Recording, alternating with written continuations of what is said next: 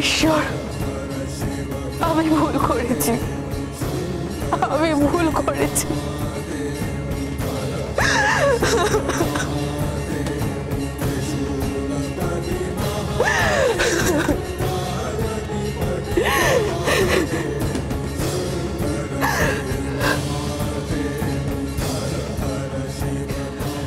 ফিরে এসো শঙ্খ, ফিরে এসো।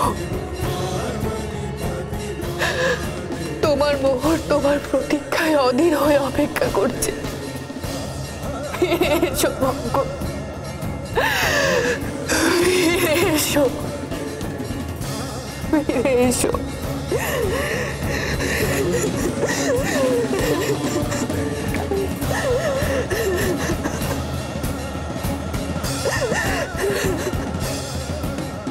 মেয়েটা বড় কষ্ট পাচ্ছে বাবা। মেয়েটাকে কষ্ট দেওয়া তো তোমার অভিপ্রায় নয়। তুমি তার কষ্টের মুক্তি দাও বাবা, তুমি তার কষ্টের মুক্তি দাও।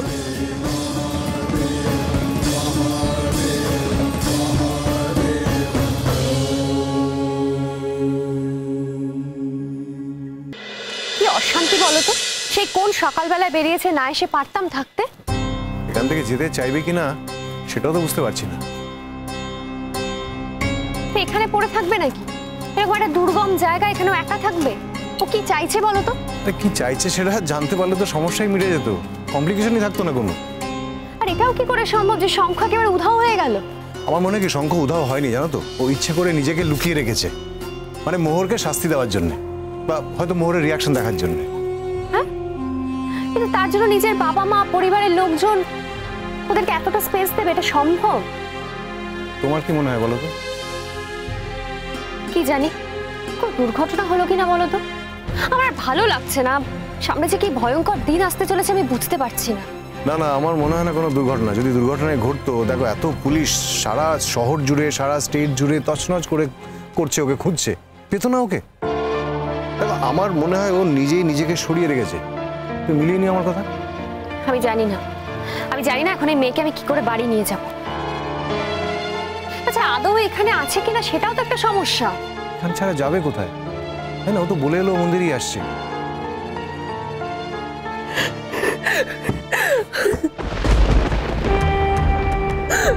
ফিরে এসো শঙ্খ, ফিরে এসো, তুমি ফিরে এসো শঙ্খ, ফিরে এসো। তুমি ফিরে এলে তুমি যা বলবে তাই হবে। আমি ঠাকুরের কাছে প্রমিস করছি, আমি কোনোদিনও তোমার কথার অবাধ্য হব না। ফিরে এসো শঙ্খ, ফিরে এসো, ফিরে এসো, তুমি ফিরে এসো শঙ্খ, ফিরে এসো, তুমি ফিরে এসো শঙ্খ। কি করছো মা, কি করছো মা? এমন করতে নেই মা, রক্তারক্তি কাণ্ড হয়ে যাবে। তুমি শোনো আমার কথা, শোনো মা, তুমি এমন কিছু করো। ফিরে আসছে না কেন? তুমি এরকম করো না। ও যদি তাই চায় তাহলে তাই হোক, ও যদি চায় এখানে রক্তারক্তি কাণ্ড হোক তাহলে ওরে ওরে ওরে, এমন করতে নেই, এমন করতে নেই মা, তুমি এমন কিছু করো না যাতে ঈশ্বর কষ্ট পান। তুমি করো না মা, তুমি এমন কিছু করো না। আমরা সবাই ঈশ্বরের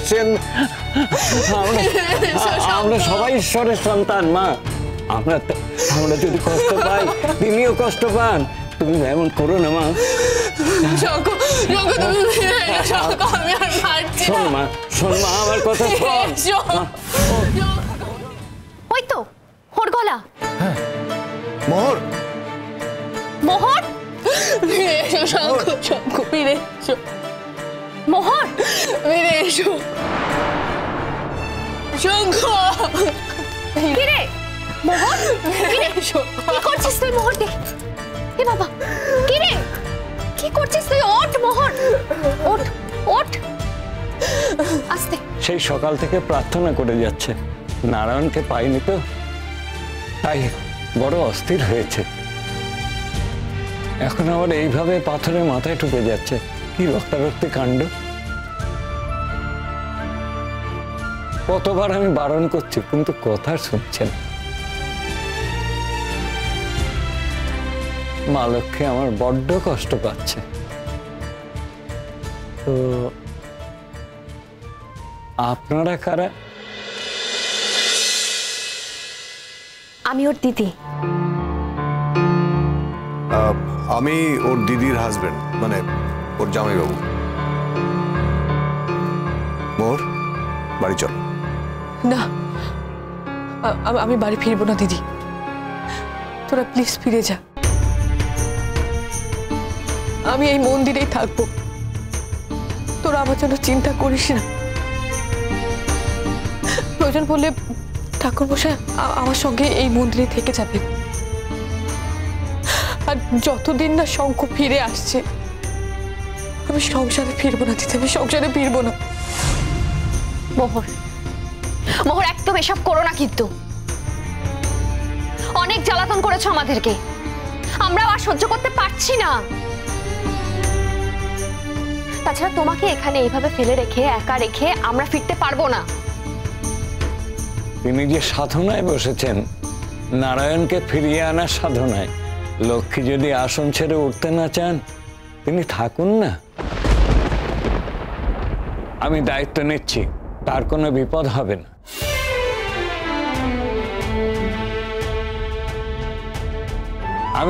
আমি নিজে তাকে পাহারা দিয়ে রাখবো।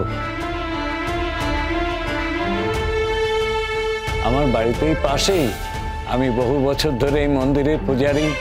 আপনাদের কোনো চিন্তা নেই, আপনারা নিশ্চিন্তে ওকে এখানে রেখে যেতে পারেন। না, তা হয় না। শঙ্খ ফিরে এসো, শঙ্খ ফিরে এসো, ফিরে এসো শঙ্খ। যখন সত্যি সত্যি সময়টা ছিল ওকে আটকে রাখার, তখন তো আটকে রাখোনি, আটকে রাখতে পারোনি। এখন আর এসব কথা বলে লাভ কি? তখন তোমাকে আমরা কত ভাবে বুঝিয়েছিলাম, কত ভাবে শুনেছিলে আমাদের কথা তখন। এখন বুঝতে পারছিস তো কত ধানে কত চাল। চল এখন বাড়ি চল। চল। না দিদি, আমাকে জোর করিস না, আমি এখান থেকে কোথাও যেতে পারবো না। তার মানে তুমি মনে করছো যে তুমি যা বলবে, তুমি যা করবে তাই আমাদের শুনতে হবে, তাই হবে তো? ওর শঙ্খকে খোঁজার জন্য মানে এসিপি স্যারের হেল্প নিয়ে সারা শহর, এই স্টেটের বাইরে সব জায়গা তন্ন তন্ন করে খোঁজা হচ্ছে, সব সোর্সেস লাগিয়ে দেওয়া হয়েছে, খুঁজে পাওয়া যাচ্ছে না। মোর, তুমি কি মনে করো তুমি এখানে বসে এভাবে সাধনা করলে শঙ্খকে খুঁজে পাওয়া যাবে, ওকে ফিরিয়ে আনা যাবে?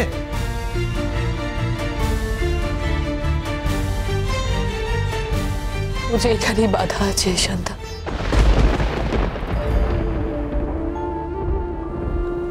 এখানেই যে ওর সঙ্গে আমার বাধাটা,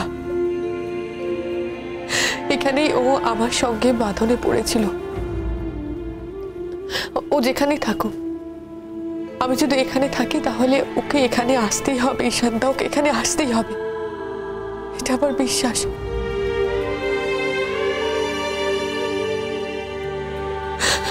আমার বিশ্বাস মিলতে পারে, আবার নাও মিলতে পারে, তো মানুষ তো বিশ্বাস করে আঁকড়ে ধরে বাঁচে।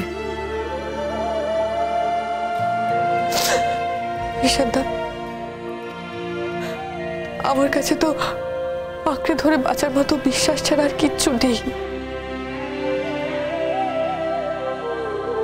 তোমরা ফিরে যাও শান্তা,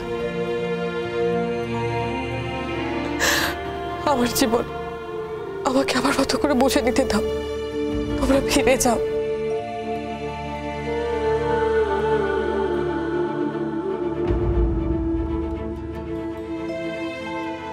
তুমি তো এখন স্বাধীন হয়ে গেছো, তাই না?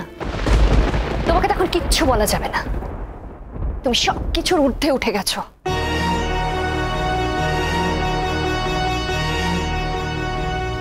দিদি, একটা কথা সবসময় মনে রাখিস, আমি এখন বিবাহিত। আমি যদি আমার স্বামীর মঙ্গলের জন্য কোনো সিদ্ধান্ত নিয়ে থাকি তাহলে সেখান থেকে আমাকে কেউ সরাতে পারে না। আচ্ছা, এই ভালোটা তুমি আগে কেন বুঝতে পারোনি? যখন শঙ্খকে ফিরিয়ে দিয়েছিলে তখন তোমার এসব কথা কেন মনে পড়েনি? মোর, আমি ফিরিয়ে দিয়ে আর চাই করি, আমি যে ওর স্ত্রী এটা সেদিনও সত্যি ছিল। আর এটা আজও সত্যি।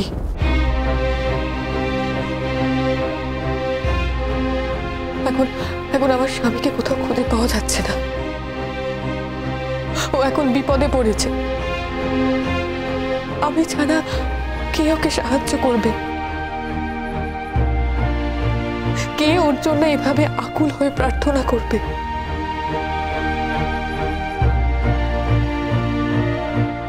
আমার বিশ্বাস ঠাকুর আমার কথা ঠিক শুনবে। তাই আমি এখান থেকে কোথাও যাব না। এখান থেকে আমি কোথাও যেতে পারবো না।